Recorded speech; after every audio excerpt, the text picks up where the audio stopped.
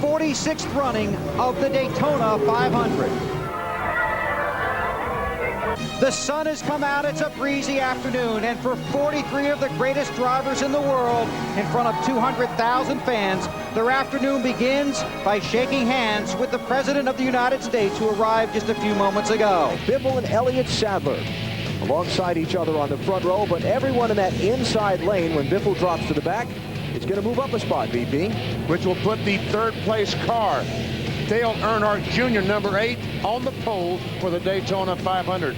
Sterling Marlin will start second. Tony Stewart's car repaired after a crash. You heard about that earlier. He's going to go from row number 3. And Mark Martin, his 20th try in the Daytona 500. He's not won it yet. And Jamie McMurray, very fast. And look, last year's winner, Michael Waltrip, inside row 5. Well, Jeff Burton, Matt Kenseth, the defending series champion, in row number 6. Heard from Bobby Labonte earlier on Countdown to Green. One of Joe Gibbs' 2 entries. He's in row number 7 with Joe Nemechek in the U.S. Army sponsored machine. Ricky Rudd driving for the Wood Brothers. Starts back in row number 8, his 27th 500, most of drivers in today's race. Rusty Wallace would love to win this 500, has never won. The 2002 winner Ward Burton in row number 10 with Ryan Newman, hoping not to end up upside down like he did a year ago. A rookie, Johnny Sauter, inside row 11. Jeremy Mayfield on the outside. Ohio's Dave Blaney and Michigan's Johnny Benson. In row number 12, Californian Casey Neers and Wisconsinite Scott Wimmer in row 13. Another rookie driver, Casey Kane, row 14. Who replaced Bill Elliott this year. Elliott going to run a reduced schedule. There's John Andretti.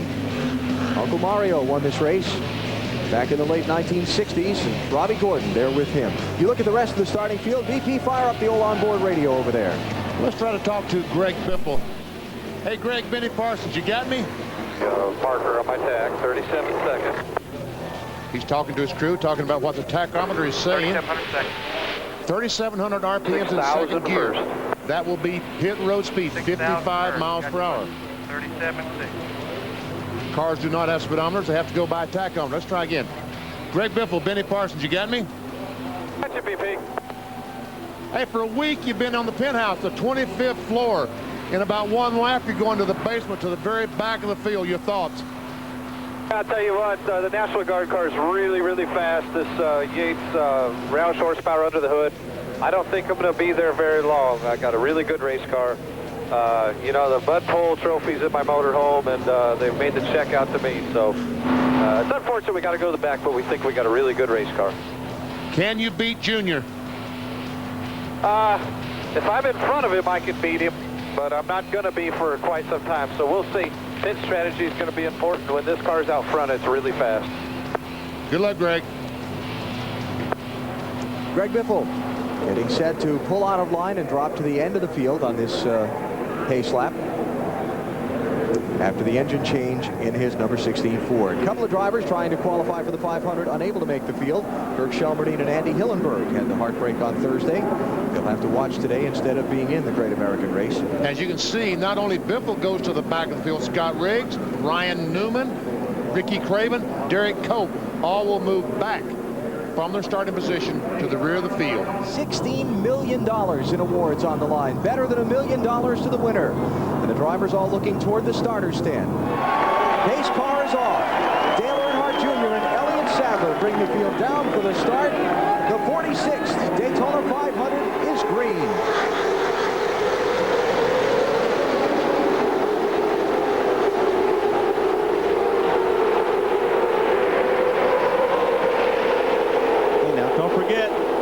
About a lap and a half, 2 laps to get these cars fully up to speed.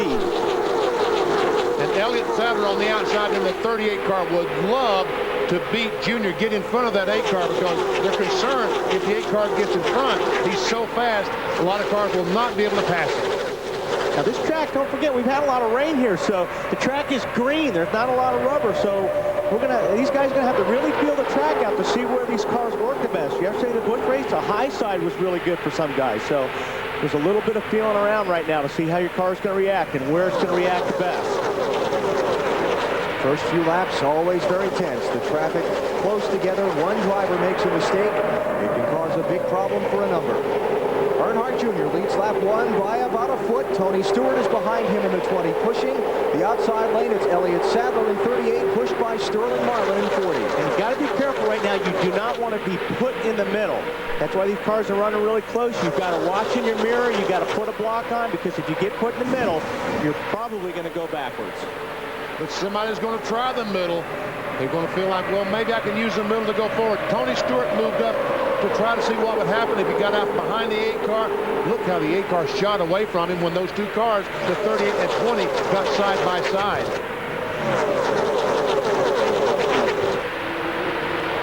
That's a pretty wide back there. Inside lane starting to advance a bit. Stewart clears Elliott Sadler for second place. Now it's Jamie McMurray in the 42 up to the inside of Sadler for third.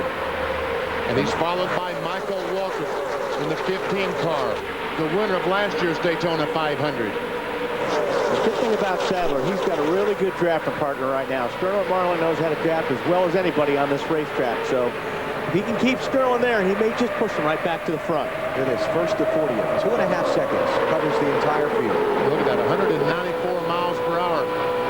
Larry Ford was running. On board Kevin Harvick, running in 10th. And right now is the best these cars are going to feel, because the tires will start wearing and these cars will start sliding more and more every lap. McMurray clearing that outside lane of Elliott Sadler. Michael Waltrip pushes through. Now the first 4 are cleared. This is a camera we have inside the helmet of Michael Waltrip. You see the visor crack just a little bit to keep from fogging up. And this really gives you an idea of what the driver goes through and how violent that these cars are on this Daytona racetrack. Checking the mirror to his left. Now looking ahead to the corner ahead of him. Michael Waltrip running in 4th position. Just doesn't look like that outside line's got it, Bennett. Not right now, he doesn't, but it might be because the 8 car is just simply so fast. Jimmy Johnson in 48, racing Elliott Sadler now. That'll be for 5th place.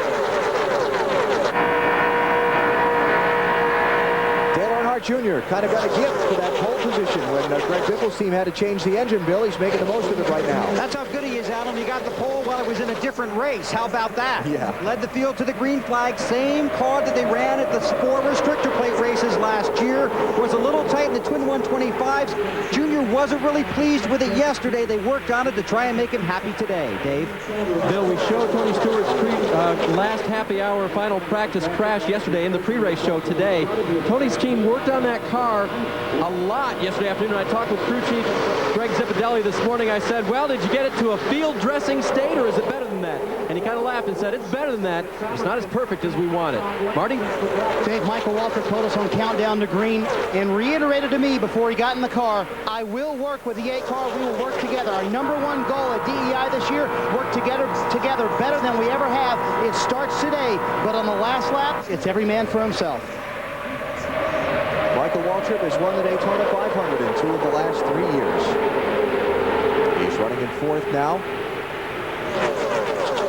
Starting to climb that hill back there. Who's that? Matt Kenseth. Matt Kenseth, the 17 car, the 2003 Cup champion, has moved to the top of the racetrack, and he's finding some good grip up there. Actually, Ben, he's been up there really since lap 1, so he was the first guy that went way up on that bank. I'm not sure he's going up there because he likes it up there, or because maybe his car is tight and it won't turn. Marty, what are they saying about the 17 car? He's been up in that top groove, Wally, since Thursday. They really haven't run the bottom groove that much, but Matt likes to run up there, especially in the early run. Wally, you can talk about this. He wants to save that right front tire. If you try to keep the car on the bottom and force it down to be on the bottom, it'll wear out that right front quicker. You're right. It's easier on the right front tire if you're up high. These guys down on the bottom are tugging on the steering wheel. Ooh, we got some smart guys in 6 car. Trouble, turn #3. And the caution flag is out. Oh, hang on there, Mark. I don't think Mark could see anything there for a while. He's coming. Oh, Johnny Benson. Still can't see, I don't think, out of that car. Robbie Gordon bouncing off each other. That car was just completely filled with smoke. Mark did a great job there, trying to keep it as straight as possible. Mark Martin's 20th try. Man, I couldn't see nothing. I couldn't see. You did fine, did great, bud. And how disappointing is that? I mean, Mark Martin really felt like he had something today to win the Daytona 500. Dave? BP, I talked with Mark Martin right before the start of today's race and asked him about whether or not they had conquered the problems they had on Thursday. Mark believed that they had. He said he hadn't had any problems on Friday. Unfortunately, it looks like there's something deeper in their motors. Yeah, that's deep when he's had that much smoke come out of the exhaust pipes. Watch the car up there on the high bank. You'll see a little bit of smoke here for a second, and then, boy, it just pours out. Watch everybody dive underneath. And he can't see anything. Wow. And I tell you what, looks like he made the 99 and 17, might have made some contact. Teammates of Mark Martin. Yeah. Kevin Harvick, I'll bet he's got a windshield full of liquid right now. So he'll be having to make a pit stop probably. He was right behind Martin when that engine let go. Wow. Maybe a little bit of contact there with, I don't think it did too much damage to 17, but boy, great job by everybody on that one. Now, pit road is going to be open. I wonder, this early in the race, 8 laps into the race, if anybody will come in. I would say so. Leaders come by the opening of pit road. First one is Kevin Harvick. He's going to jump in there. And get his windshield cleaned. Right, from 10th spot. Followed by some of the other cars farther back. You see Matt Kenseth in the 17 is in. After the contact he had, getting squeezed in that little shuffle up. Dave? And of course, Kevin Harvick needing to come in and take care of that windshield. No report on exactly how bad it was, but it was going to be obviously covered. They'll work on him, get it cleaned off, and get it back out, change 4 tires at the same time. Bill? Rusty Wallace still looking for his first win in the Daytona 500.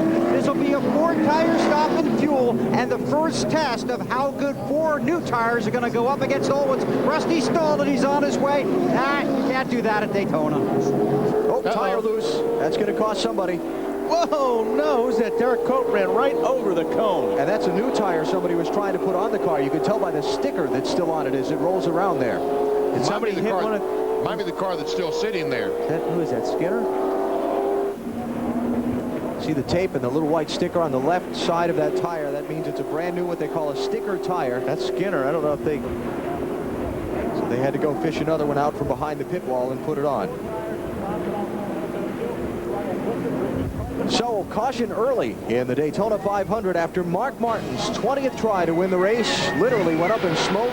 It wasn't a pretty sight for Kevin Harvick, who was running behind Mark Martin when the thing let go.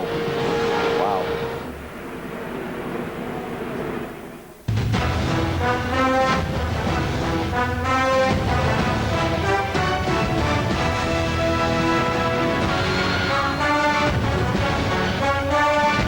Just past 150 miles in the Daytona 500.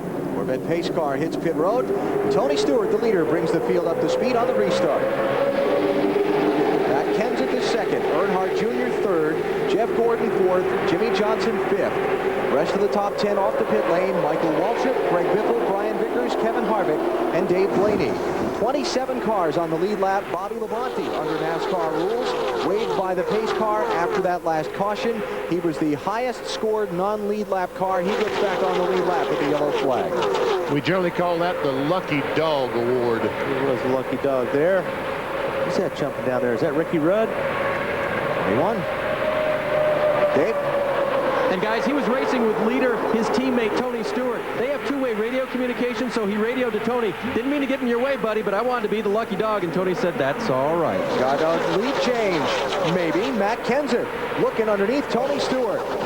And Junior, who's he going to go with? He's chosen the 17 car. I don't think he could get behind Tony Stewart. I think Jeff Gordon kind of closed the door, and here comes Jeff Gordon and his teammate, Jimmy Johnson, in the 48 car. Now these guys have a run on Tony Stewart. Can they go by Tony for the lead? I believe they'll try. They're sure going to try. They are trying. While you watch this, let's hear from Rusty Wallace, involved in that last accident. Rusty in his torn up number 2 race car back here in the garage. And what happened, Rusty? I tried to pass the 43 between turn 1 and 2. Been following for a couple laps and just really needed to get past him, making my car real tight and everything. So I passed him down to 1 and 2. Thought I had him cleared off at 2 and didn't give him enough room. I just got my right rear quarter panel in this left front fender and turned us both into the wall, and that was it. He had a good sense of humor about it. He said, I'm beginning to think this racetrack doesn't like me anymore. They have not had much luck here in the last few years. Tony Stewart leading, Matt Kenseth second, the race for third. Earnhardt Jr. and Jeff Gordon there, 8 and 24. We mentioned that on that last caution, Sterling Marlin gave up 5th position. He came off pit road 5th, then went back in again for another pit stop, and it's dropped him back to 18th position. We'll try and get a follow-up report on what happened to the driver of the 40. Looks like today that high line is struggling, Danny. Just not working at all. And Gordon finally squeezes down, gets to the inside, and leaves Tony, his teammate, Jimmy Johnson, the 48, hung on the outside. Matt, what about the 24? Jeff Gordon's car was a little loose before that caution. He just could not run on that high side, and it was slowing him up. That's exactly what happened during this run. The car's still a little free. He needed to get to the bottom. That's where his car works the best. Unfortunately, he hung out his teammate, Jimmy Johnson, doing so. Boy, you sure did, Matt.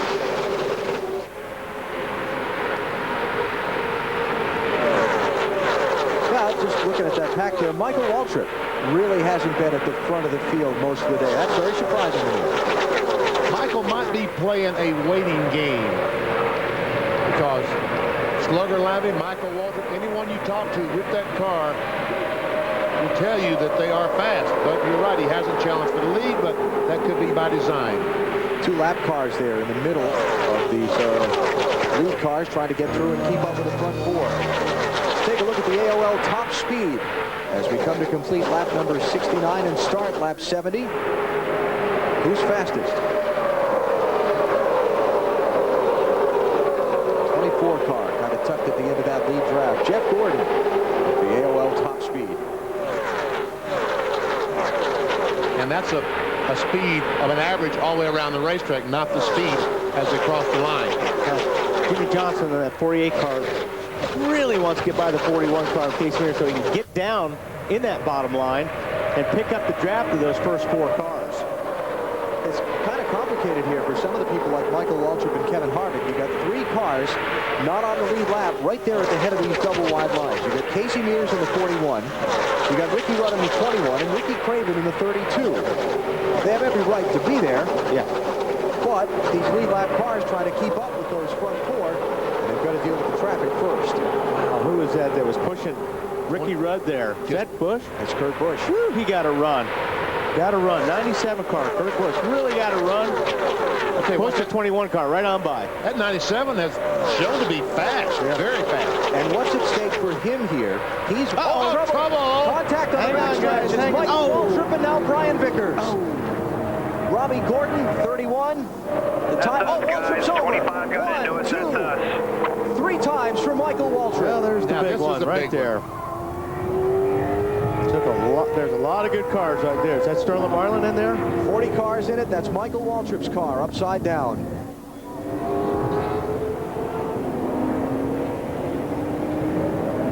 Upside down. Talk to me, Michael. Terry Smith. See movement there at the left side of the car as we look at it.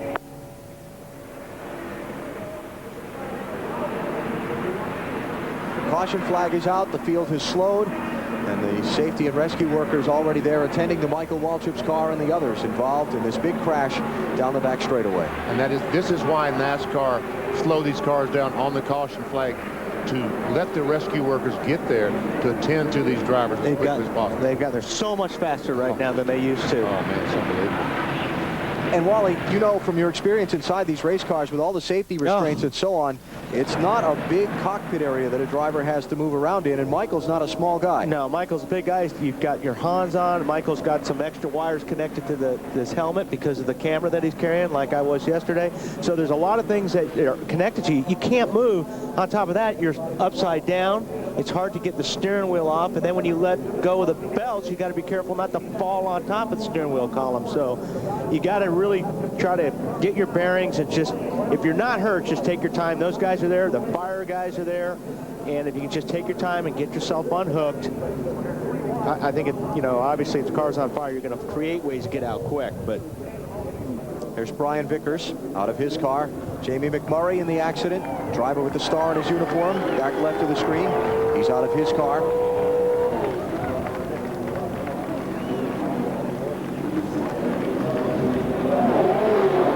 And the work continues around the Michael Waltrip machine. And also the way the seats are around you, the headpieces, it's very difficult for somebody like Michael. If he's okay, the best thing they could do is turn the car over and then get him out, if he's okay. Pit road is open. Let's check on the pit stops. Marty? Alan Matt Kenseth in second place. He said, I need be a little bit tighter if I'm going to run up front here. I've out-wrecked 6 times that time. Half around down the track bar, Dave. More good news for Tony Stewart's. No chassis changes this time. 4 fresh tires. Plus the news that Michael's okay. Weber? This should be routine. 4 tires for the 8 car, and fuel seemed to take a long time on the right front, Matt. The 24 is in. It's going to be a 4-tire change for Jeff Gordon. His car has started to come to him. Jimmy Johnson also is complete. It's going to be close. He's not going to beat the 20 and the 8 off pit road. I think Jeff Gordon got there first. Yeah, good stop. See the rest of the teams exiting pit road after their stops. And the work around the Michael Waltrip car to extricate him from that machine after it turned over at least 3 times down the backstretch. When the car slid off into the grass, I saw one of the tires leave the machine, and when that rim that was left on it dug into the grass, it just sent the car kind of cartwheeling over on its roof. And when you're in a situation like that, you are just a passenger, especially when these cars start turning each other. Here you see, looks like Johnny Sauter slid up in the 30 car into Brian Vickers in the 25. A chain reaction. Yes, that's Michael Tuckett. Yes. And Biffle, the pole sitter, looks like he barely got through there. So you see the tire come off of Michael's car, then it got into that grass softened by the rain, and it just dug in, just like we saw Ryan Newman's last year, and sent the car over. There's Harvick, Kevin LePage, Johnny Benson, Terry Labonte, saw McMurray and Vickers. Okay, here we go. This might be our best shot. Watch the car at the bottom there. The blue and yellow car. Slides up right there. Just ever so little contact, which doesn't look like a lot when you're running 185, 190 miles per hour. It's a lot. There's the 15 and about now he's going to dig in. There goes one of the tires that Alan talked about. Violent. Very violent. Yeah, when you hit that grass, hang on. And the 30 car, he comes up and just, it's like you said, Wally, another 6 inches probably would have not been an accident. And it looks like the 30 to me got a little bit loose down there. He got a little bit loose. He corrected, but when he corrected, he slid up the racetrack, and unfortunately there were 2 cars on the outside of him. And a big list. Wow. Man, involved in this accident. Well, we talked about earlier, it's not if, it's when. So in this case, the big wreck happened at lap 72 of the 200 scheduled in today's Daytona 500-mile race. And the defending 500 winner played an unfortunate starring role.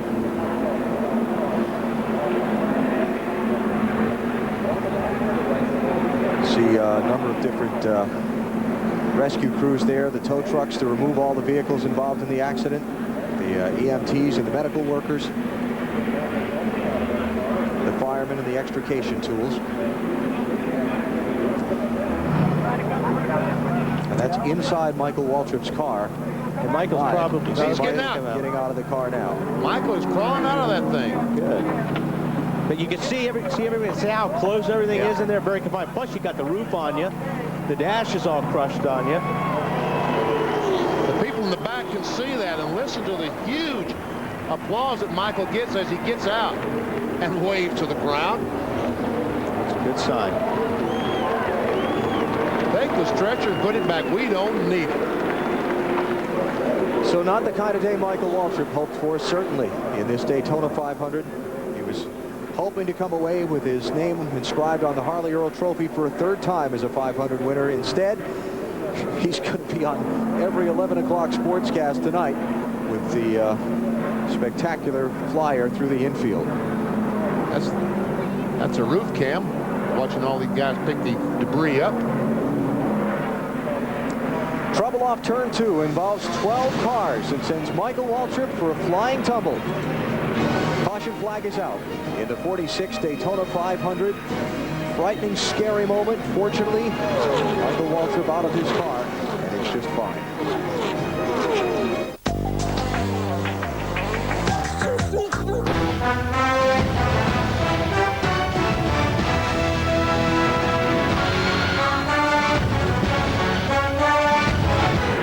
Just a moment ago, at the Daytona Beach International Airport, behind the backstretch of the racetrack, Air Force One departing the premises. President of the United States on hand to get this Daytona 500 underway, and now heading back to attend to the business of the nation. Bill, pretty exciting day for you, huh? Yeah, it was a great day. I'll tell you who else had a great day is Greg Martin, who's the utility man for the 18 car, Bobby Labonte. He's the senior instructor at the Federal Law Enforcement Training Center. Benny, you did a story on him last year, remember? I remember. In Brunswick, Georgia. He told me that about 90% of the people on the president's detail have been through his training center. So he knew about 90% of them. He teaches emergency driving techniques to agents and other kinds of things. So it's a big day for him seeing those guys here today. That's fantastic. That was a great piece we did with Greg Martin, Bobby Labonte. Tell you who's got a great piece here is Kurt Busch. Remember we talked about him being the first car lap down. He has pulled the second group up to the lead 3 and is literally knocking on Earnhardt Jr.'s bumper.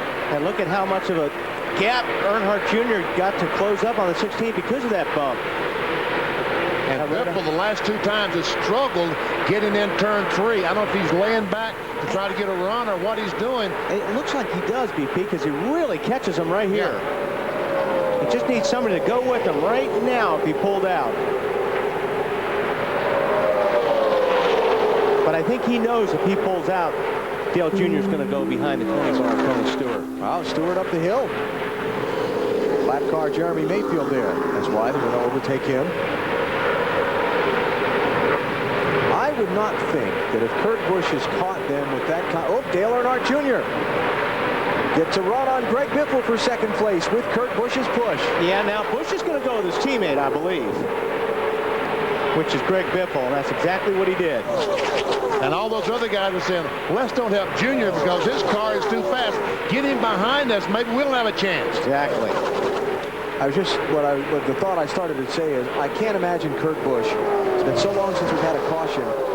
He's not going to wait on that lucky dog thing. If he can find a way to get a push from Jeff Gordon and some of these other guys up and around Tony Stewart to get on the end of the lead lap, he's going to try it. Well, what he's going to do is he's going to help push his teammate up to the lead. And once he does that, maybe Biffle will give him a little bit of a wave.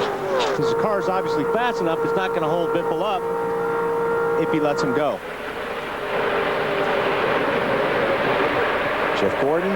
There's a couple other teammates working against the 8 car of Dale Jr. That's one thing Dale doesn't have. He doesn't have a teammate out there. He has no friends. This is for third place. Well, Tony Stewart's been his best friend so far today, but he's separated from him for this last little while.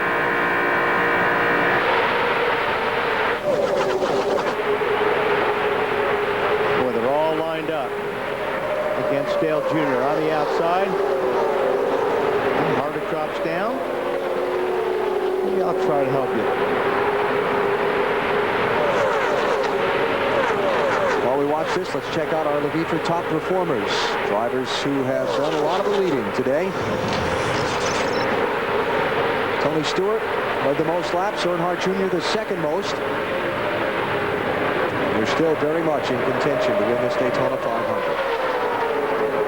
Kevin Harvick getting into the play here. Another good reason for Biffle to get out front is to get that radiator cooled down. Scott Wimmer, how about that 22 car behind this group hanging on with these guys? Matt?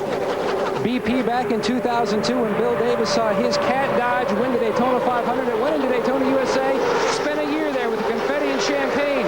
They wheeled it out and they put it right in their showroom with the champagne and confetti still on it. It is still there to this day. They would love to add another one. Rookie Scott Wimmer having a wonderful day. He just dropped from 6th to 7th.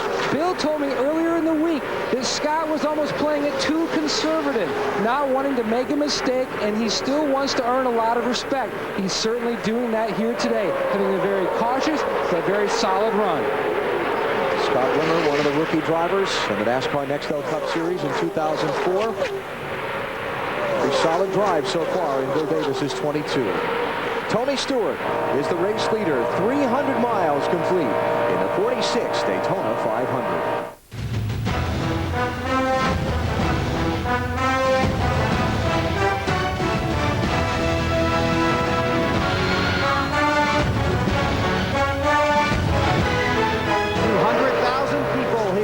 At the Daytona International Speedway, watching the 46th running of the Daytona 500 with Tony Stewart still in the lead. Dale Earnhardt Jr. fighting a handling problem. His car is suddenly 2-3. The fans have gotten their money's worth so far. By the way, took all the hot dogs they sold today and put them end to end. They would circle this 2.5-mile track. That's good. They wash it down with about 7,000 gallons worth of soft drinks. So concession stands are busy, and these guys are busy in the car. Tony Stewart trying to hold them off. One more pit stop if we stay green, and it will be very interesting to see what happens then. Gorgeous afternoon in Florida for the Daytona 500. Back upstairs to Alan, Wally, and Benny. Hey, Bill. Yes, sir. Is there any kind of talk about maybe 2 tires on this last stop? You gave it away, BP. Yep. Guys are starting to talk about 2 tires. They've seen how they work on some of the other cars. Depending on where you are and how your car is handling, these tires that some guys were complaining about earlier, you might just want 2 of them. We'll see what happens. Well, I don't know, Wally. Asking these left sides to run 60-some laps is a lot. That is asking a lot, Benny. Dave, although if you're desperate or you got nothing else to lose, go for it. Sorry, Dave. Oh, thank you, Wally. I was waiting for the throw from you. No, not from BP this time. Hey, guys, there's a whole list of reasons why it's good that Tony Stewart continues to lead. I mean, one, everything, all the action, if there was in the track, will happen behind him. Secondly, if his car was running hot, they told him to watch his temperatures earlier. He's getting all the clean air. But you know, another one, Tony likes to concentrate, doesn't like distractions in his cockpit. Everything is taped down, and everyone is quiet because the spotter, no one really has to talk to him about cars around him. Yeah, he doesn't have anybody that's trying him inside or outside, so. Exactly. That's the key, is having somebody that will just run with you, that you don't have to be worrying about looking in your mirror and blocking and doing this and that. He's got 3 guys, 4 guys behind him. They're all content staying in the line right now, so it's a nice drive.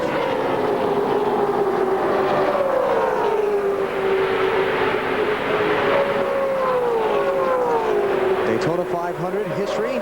Check our NASCAR Nextel Cup Series race back. Drivers leading the most laps. Have failed to win 10 of the last 15 races here. Tony Stewart has led 74 of the 151 laps that have been completed so far. I'll tell you what, as dominant as that 20 car has been today, if Tony Stewart were not to win this race, wow. Guys, take me inside the car. If you're Tony Stewart or you're Scott Wimmer, you're these other guys, you've been out here racing for a few hours now. The adrenaline from that heavy pack of traffic racing is settled out. You're kind of settled in line. You're trying to figure out what to do for the race. What's going on inside the car right now? I think right now, yeah, everything's calmed down. And if you've got everybody working on the same plan, with it, which is right now just log laps, stay in line, and when it comes down to the end, whoever is there in line, whether it's 5 or 6 of us, we'll sort it out then. You start racing out and getting crazy, you know, you're going to have the guys way back behind catch up, and it'll be a 15 or 20 car race. So I think right now everybody's just content trying to make some laps and just stay in line. Jeff Gordon on the inside of Junior, trying to take a spot away from him. Second group is beginning to catch that first fairly quickly. Oh, wow, Biffle really gave Earnhardt a shot there. Almost turned him a little bit sideways. That's for 3rd, 4th, and 5th positions. Behind the front 2 plus the lap car of Kurt Busch. Now let's look back for the next pack of cars. You've got to go a long way to find Jimmy Johnson in the 48, the 6th place driver, Matt. Alan, 8 laps ago, Jimmy Johnson's pack was just a 3-car pack.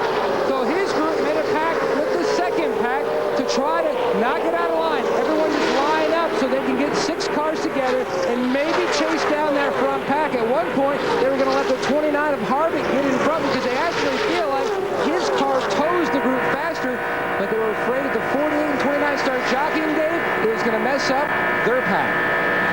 Matt, the 29 car made no chassis changes, but they finally got the tape ripped off the front of the grill. That was actually to help a loose-in condition more than it was overheating at this point for Kevin Harvick. Bill?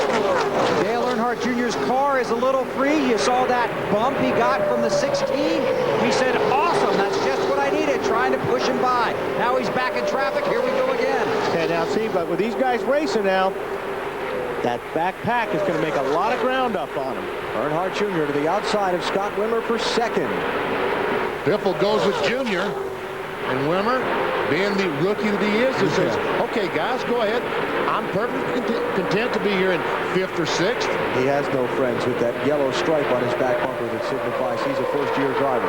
I've been telling all those rookies that yellow stripe means, hey, guys, I don't know what I'm doing. Don't follow me, because very seldom do they follow those rookies. Now Earnhardt Jr. in second, up behind Kurt Busch.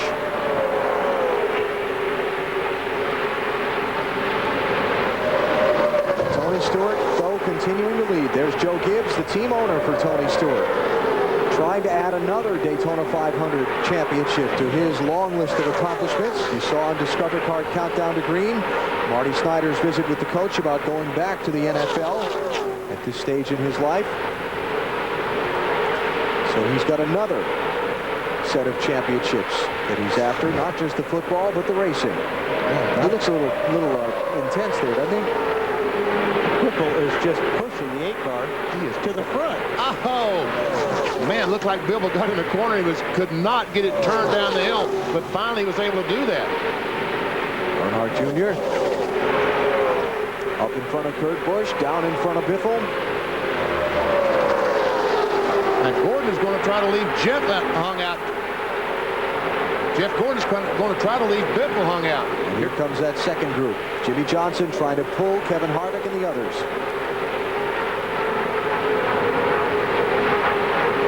I tell you, it'd be hard to walk away from that 97 car if I was looking for some drafting help, because he's been awfully strong. Absolutely. And then you're not racing him for position. Yeah, that's it. At this point, Kurt Busch has everything to gain by working with somebody and nothing to lose. 45 laps to go in the Daytona 500. Just over 100 miles remaining in the Great American Race.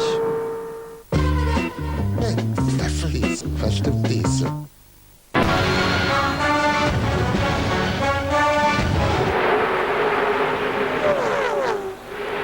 We're seeing the top 3 plus the lap car of Kurt Busch. Now look at the gap back to Jeff Gordon and the amount of time he lost in that last exchange. As a matter of fact, Jeff Gordon has fallen back all the way to this next group of Kevin Harvick and Jimmy Johnson. Matt? About 10 laps ago, Benny, Jeff Gordon came on the radio and says, I have to know who is coming, who is leading that pack, so I can be ready to block, because that big pack will blow by me in a second, but I'm not careful. He was hoping Skinner would jump in front and act kind of like a blocker to help push him. Kevin Harvick and his teammate Jimmy Johnson are in that pack, so they're going to try to hook up as they're making the pass to the lead. Dale Earnhardt Jr. going for the lead of the Daytona 500. We'll see who so 97 goes. Not wanting to give it up. 97, who's he going with? Going to go with Stewart. 22, and he's going with Stewart. I had to think he would.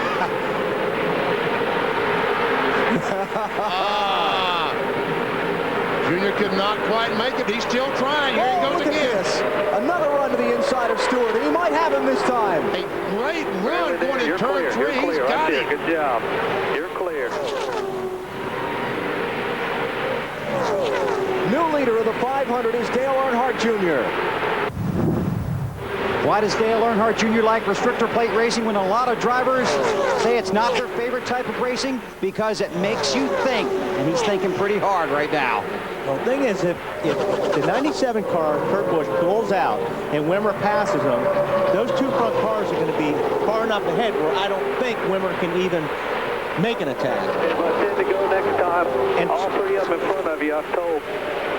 Stewart is going to need help. The Dale Earnhardt Incorporated team so dominant at Daytona and Talladega, where the restricted engine package is used. You saw the graphic. Michael Waltrip, winner of this Daytona 500 2 of the last 3 years. But Dale Earnhardt Jr. has yet to win the sport's biggest race. It took his father 20 years to win it. Despite being this track's most victorious driver, Dale Earnhardt claimed 34 Daytona victories in his career. But Junior's car looks good, though. It looks very strong. They can't get to the rear bumper.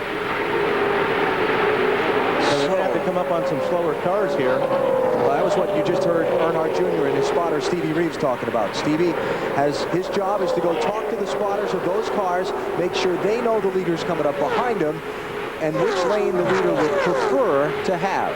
They don't have to give it to him, but obviously they are giving Junior the bottom now like he wanted to have. Dave? Kurt Busch radioed in. One more try for you, Tony. That's all I've got for you. Matt? Scott Wimmer was starting to fade a little bit from the 97. He asked Frank Stoddard, tell Busch not to pull out yet. I need to kind of gain back up a little bit of the ground that I lost. They're also thinking about the bigger picture. Momentum coming out of Daytona. A terrific run for this 22 car. Fantastic. Another car that we have that is a surprise in the 500. We have not seen that speed in the 22 car until today. We saw it in the 23, his team car, but not the 22. 9 laps to go. And now those other two drivers, Kurt Busch and Scott Wimmer, fading off Tony Stewart's back bumper. That's not good news for fans of the orange car.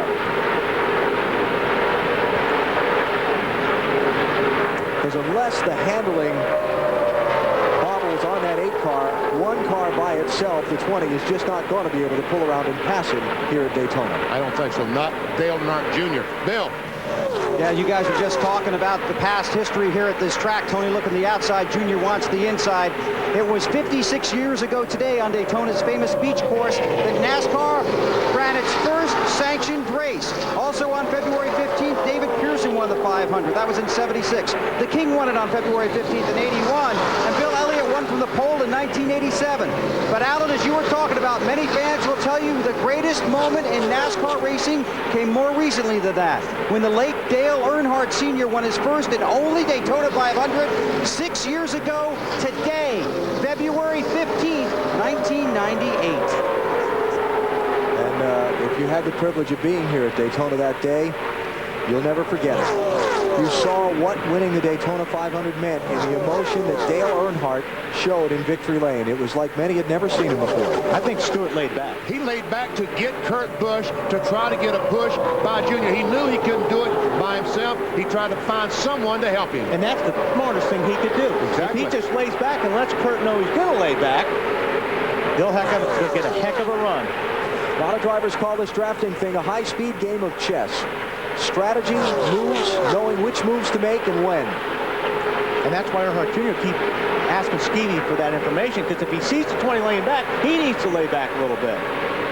And his dad, Dale Earnhardt, was the greatest of that. He saw a car backing up, he would back up to them so they couldn't get that run. Junior might be doing the same thing. Tony Stewart so optimistic all week long. After some early speed week troubles, they got that 20 cars handling dialed in on Thursday when they ran the qualifying races here that set the starting order for the 500. And since then, he's been very bubbly. Got into the final practice crash yesterday, turned his week on a downside, but right from the start of this race, that 20 car has been fast. It got up in the early laps, drafted with Dale Earnhardt Jr. to the front, and these two drivers have dominated most of this race. And Busch lit up the racetrack here. Got to run. You're all clear. On and weave. See, that was a spotter on the backstretch that gave him that signal. Because Stevie Reeves from the front stretch really can't see that well coming off turn 2.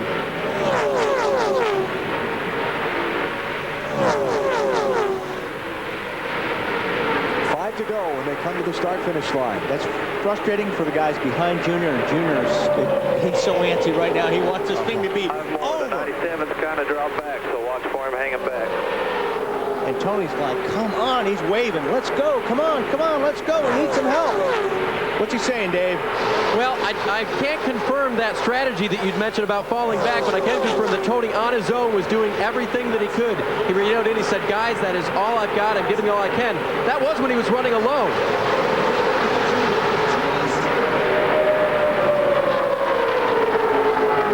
It's got to be frustrating for Stewart to track that 8-car lap after lap, hoping it bobbles, and so far, yeah, he just can't see it. Junior's not going to bobble. I mean, he just needs, what he has to have is help, and he doesn't have those guys close enough to do it. And Junior, on the other hand, he's going, yeah, get that 97 out of that pack. He wants to see that car as far back from the 20 as possible, Tony Stewart, because he knows that 97 Kurt Busch is not on the tail of Tony Stewart. Tony can't do anything with him. The teams have done all they can for their driver now, barring a caution flag, and even if a caution flag, these guys aren't coming to pit road. It's all up to the man behind the wheel. There are the Uries. Tony Uri Sr. on the left, Tony Uri Jr. on the right. Tony Uri Sr. working with Dale Earnhardt for so many years. And there's Joe Gibbs watching his driver, Tony Stewart, try to earn the Joe Gibbs Racing Organization a second Daytona 500 trophy. When Dale Earnhardt's children back to him a little bit. wanted to go racing, that was Dale Jr., Kerry, and Kelly, the daughter. He turned them over to Tony Uri Sr. I said, okay, here you go. Here's my kids. Take them racing. See which one has some talent. And obviously, he has proven, Dale Jr. has proven to have some great talent. Kurt Busch, Scott Wimmer, and the lap car of Kyle Petty. And that's not to say that Kerry doesn't have talent as well. Junior has certainly demonstrated himself to be a top-notch driver. Yes, he has. And he's trying to win NASCAR racing's biggest prize, the Daytona 500. He'll be 5 miles away when he comes to the start-finish line this time. Afternoon sun beginning to cast long shadows over the Daytona International Speedway. And now just 2 laps remaining in this race. Stewart just can't get to him. Kurt Busch got back about 3 or 4 car lengths there. No help to the 20 car of Tony Stewart. But remember, we think back to what happened to Bill Elliott at Homestead. Dale Earnhardt Sr. here. And his father in 1990 on the last lap about right here. Fuel, Junior. Cut a tire. You're perfect. Not a problem at all. We've been stopping short for him all day. And lost the race. He asked me about fuel. And Tony Uri said, you're perfect. We've been stopping early because Tony Stewart had a problem with fuel. Fans come to their feet as Dale Earnhardt Jr. and Tony Stewart take the white flag. We're in the final lap of the Daytona 500. Jr. took the lead from Tony Stewart with 19 laps to go after he trailed Stewart's orange Chevrolet for much of the central part of the race.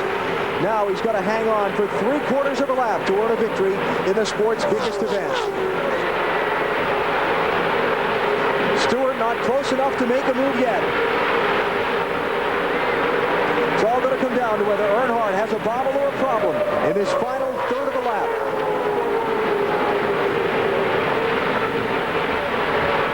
Yeah, you can't get emotional yet because you've got to get off turn 4 and back to the start-finish line. You can see it now. The legacy continues. Dale Earnhardt Jr. wins the 46th Daytona 500. Great run for Wimmer, too. Tony Stewart second, Scott Wimmer third, Kevin Harvick fourth.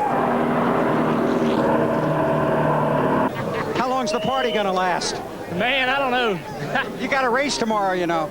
Yeah, it's going to be hard to do that, huh? Good God. I'm Daytona 500 champion. I can't believe it. Forever, Dale, forever. Yeah, I'm just amazed, man. It's just awesome that I couldn't believe I passed him by myself. Tell me about it. What's going on here? Tell me about it, because you were thinking about it for a while. I was trying for a damn while, but I didn't know it's going on forever. It's like a magic trick. I tried to figure out how to pass him, and I got a run on him, and made it happen somehow. I don't know. Yeah. You don't know what you're doing at that point. You're just trying your heart out, and I had a great car, awesome car built by Tony Sr. and all the guys. I want to say to my sister, my mama back home, all my friends. Good God, I can't believe it. It's the greatest ever. We talked during testing. You said you thought it's harder to win the Daytona 500 than to win the Nextel Cup champion. Yeah, I ain't got to worry about that no more. You sure don't. Man, I tell you, it's a hard race to win. You know, it's a season in itself. That entire race is just, there's so many things going on, so much running through your mind. You know, I've seen it, been lost so many times by Dad over and over, and I was taught so many lessons by this place before I ever got behind the wheel, and God, I'm glad I ain't got to worry about it no more. Man, this is awesome. You're only the third father-son combination to win the Daytona 500. Dale, your father won it 6 years ago today. Yeah, I mean, he was over in the pasture side riding with me. I'm sure he was having a blast. Believe it or not, I'm real surprised. The Goodyear tire did good all day. I didn't expect our car to handle them so well, but the car drove awesome all day. It's real loose there at the end, but you know, had to be that way to be able to run good on old tires. And Tony had a great car. We kind of been such good friends, you know, and we helped each other all day. And by the way, you know, my other teammate, Michael Watcher, I'm glad he's all right. That was a scary-looking accident, but I got a full week ahead of me. It's going to be exciting. Yeah, you're going to be a little busy for the next few days. Hey, you're leading the championship standings, too. For the first time in my life. This is awesome. Congratulations, Thanks Dale. a lot. Dale Earnhardt Jr. is the Daytona 500 champion of 2004.